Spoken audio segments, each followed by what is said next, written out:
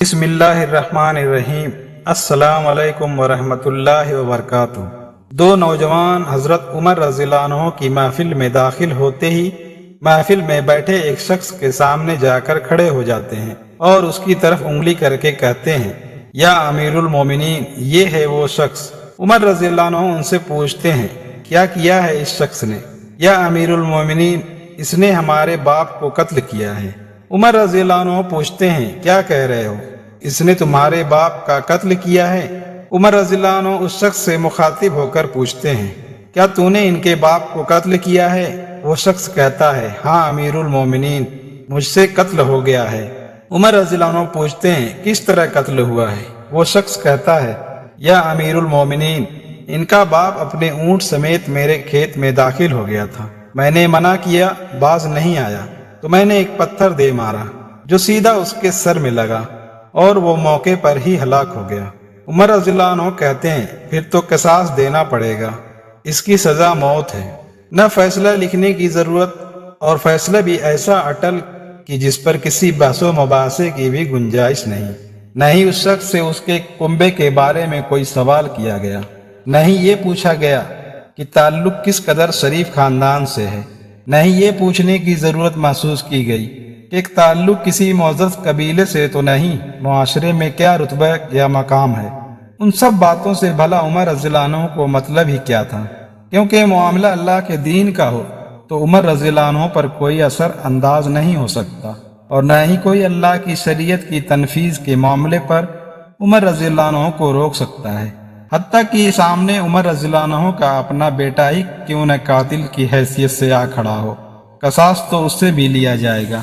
وہ شخص کہتا ہے، اے امیر المومنین، اس کے نام پر جس کے حکم سے یہ زمین و آسمان قائم کھڑے ہیں، مجھے صحرا میں واپس اپنی بیوی بچوں کے پاس جانے دیجیے، تاکہ میں ان کو بتاؤں کہ میں قتل کر دیا جاؤں گا۔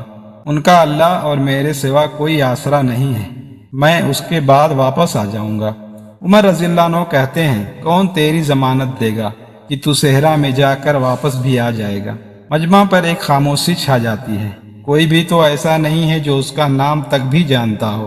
اس کے قبیلے، خیمے یا گھر وغیرہ کے بارے میں جاننے کا معاملہ تو بات کی بات ہے، کون ضمانت دے اس کی؟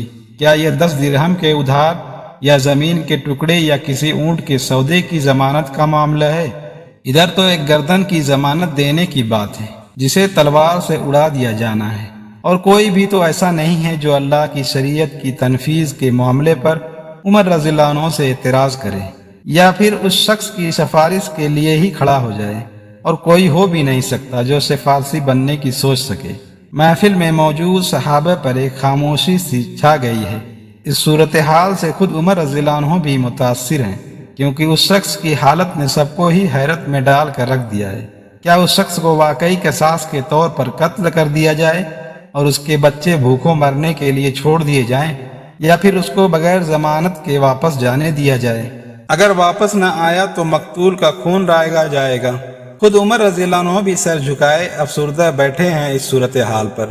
سر اٹھا کر التجا بھری نظروں سے نوجوانوں کی طرف دیکھتے ہیں اور کہتے ہیں، معاف کر دو اس شخص کو۔ نوجوان اپنا آخری فیصلہ بغیر کسی جھجک کے سنا دیتے ہیں، نہیں امیر المومنین، جو ہمارے باپ کو قتل کرے اس کو چھوڑ دیں، یہ تو ہو ہی نہیں سکتا۔ عمر رضی اللہ عنہ نے ایک بار پھر مجمع کی طرف دیکھ کر بلند آواز سے پوچھتے ہیں، اے لوگو، ہے کوئی تم میں سے جو اس کی ضمانت دے؟ ابو ذر غفاری رضی اللہ عنہ اپنے زہد و صدق سے بھرپور بڑھاپے کے ساتھ کھڑے ہو کر کہتے ہیں، میں ضمانت دیتا ہوں اس شخص کی۔ عمر رضی اللہ عنہ کہتے ہیں، اے ابو ذر، اس نے قتل کیا ہے۔ ابو ذر رضی اللہ عنہ اپنا اٹل فیصلہ سناتے ہیں، چاہے قتل ہی کیوں نہ کیا ہو۔ عمر رضی اللہ عنہ کہتے ہیں، کیا انہیں جانتے ہو؟ ابو ذر رضی اللہ عنہ نے جواب دیا، نہیں جانتا۔ عمر رضی اللہ عنہ پوچھتے ہیں، تو پھر کس طرح ضمانت دے رہے ہو؟ ابو ذر رضی اللہ عنہ نے کہا، میں نے اس کے چہرے پر مومنوں کی صفات دیکھی ہے، اور مجھے ایسا لگتا ہے یہ جھوٹ نہیں بول رہا، انشاءاللہ یہ لوٹ کر واپس آ جائے گا۔ عمر رضی اللہ عنہ نے کہا، ابو ذر، دیکھ لو، اگر یہ 3 دن میں لوٹ کر نہ آیا تو مجھے تیری جدائی کا صدمہ دیکھنا پڑے گا۔ ابو ذر رضی اللہ عنہ اپنے فیصلے پر ڈٹے ہوئے جواب دیتے ہیں، امیر المومنین، پھر اللہ مالک ہے، عمر رضی اللہ عنہ سے 3 دن کی مہلت پا کر وہ شخص رخصت ہو جاتا ہے، کچھ ضروری تیاریوں کے لیے، بیوی بچوں کو الوداع کہنے، اپنے بعد ان کے لیے کوئی راہ دیکھنے، اور پھر اس کے بعد قصاص کی ادائیگی کے لیے قتل کیے جانے کی غرض سے لوٹ کر واپس آنے کے لیے۔ اور پھر 3 راتوں کے بعد عمر رضی اللہ عنہ بھلا کیسے اس امر کو بھلا پاتے؟ انہوں نے تو ایک ایک لمحہ گن گن کر کاٹا تھا۔ عصر کے وقت شہر میں صلاۃ الجامعہ کی منادی پھر جاتی ہے۔ نوجوان اپنے باپ کا قصاص لینے کے لیے بے چین، اور لوگوں کا مجمع اللہ کی شریعت کی تنفیذ دیکھنے کے لیے جمع ہو چکا ہے۔ ابو ذر رضی اللہ عنہ بھی تشریف لاتے ہیں اور آ کر عمر رضی اللہ عنہ کے سامنے بیٹھ جاتے ہیں۔ عمر رضی اللہ عنہ سوال کرتے ہیں، کدھر ہے وہ آدمی؟ ابو ذر رضی اللہ عنہ مختصر جواب دیتے ہیں، مجھے کوئی پتہ نہیں ہے یا امیر المومنین۔ ابو ذر رضی اللہ عنہ آسمان کی طرف دیکھتے ہیں، جدھر سورج ڈوبنے کی جلدی میں معمولی سے زیادہ تیزی کے ساتھ جاتا دکھائی دے رہا ہے۔ محفل میں ہو کا عالم ہے، اللہ کے سوا کوئی نہیں جانتا کہ آج کیا ہونے جا رہا ہے۔ یہ سچ ہے کہ ابو ذر رضی اللہ عنہ عمر رضی اللہ عنہ کے دل میں بستے ہیں۔ عمر رضی اللہ عنہ سے ان کے جسم کا ٹکڑا مانگے تو عمر رضی اللہ عنہ دیر نہ کریں، کاٹ کر ابو ذر رضی اللہ عنہ کے حوالے کر دیں۔ لیکن ادھر معاملہ شریعت کا ہے، اللہ کے احکامات کی بجا آوری کا ہے۔ کوئی کھیل تماشا نہیں ہونے جا رہا ہے، نہ ہی کسی کی حیثیت یا صلاحیت کی پیمائش ہو رہی ہے۔ حالات و واقعات کے مطابق نہیں، اور نہ ہی زمان و مکان کو بیچ میں لایا جانا ہے۔ قاتل نہیں آتا تو ضامن کی گردن جاتی نظر آ رہی ہے۔ مغرب سے چند لمحات پہلے وہ شخص آ جاتا ہے۔ بے ساختہ حضرت عمر رضی اللہ عنہ کے منہ سے اللہ اکبر کی صدا نکلتی ہے، ساتھ ہی مجمع بھی اللہ اکبر کا ایک بھرپور نعرہ لگاتا ہے۔ عمر رضی اللہ عنہ شخص سے مخاطب ہو کر کہتے ہیں، اے شخص، اگر تو لوٹ کر نہ بھی آتا تو ہم نے تیرا کیا کر لینا تھا؟ نہ ہی تو کوئی تیرا گھر جانتا تھا اور نہ ہی کوئی تیرا پتہ جانتا تھا۔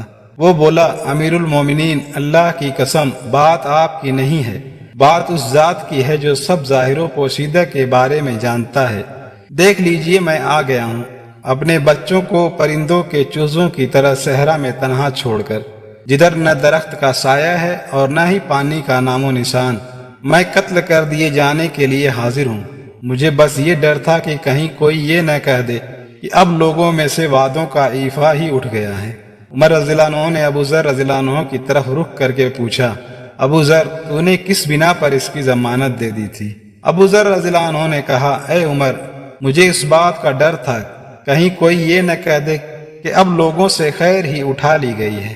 حضرت عمر رضی اللہ عنہ نے ایک لمحے کے لیے توقف کیا اور پھر ان دونوں نوجوانوں سے پوچھا کہ کیا کہتے ہو اب؟ نوجوانوں نے، جن کا باپ مرا تھا، روتے ہوئے کہا، اے امیر المومنین، ہم اس کی صداقت کی وجہ سے اسے معاف کرتے ہیں۔ ہمیں اس بات کا ڈر ہے کہ کہیں کوئی یہ نہ کہہ دے کہ اب لوگوں میں سے عفو اور درگزر ہی اٹھا لیا گیا ہے۔ عمر رضی اللہ عنہ اللہ اکبر پکار اٹھے اور آنسو ان کی داڑھی کو تر کرتے نیچے گرنے لگے اور فرمایا، اے نوجوانوں، تمہاری عفو درگزر پر اللہ تمہیں جزائے خیر دے۔ اے ابو ذر، اللہ تجھے اس شخص کی مصیبت میں مدد پر جزائے خیر دے، اور اے شخص، اللہ تجھے اس وفائے عہد و صداقت پر جزائے خیر دے، اور اے امیر المومنین، اللہ تجھے تیرے عدل و رحمدلی پر جزائے خیر دے۔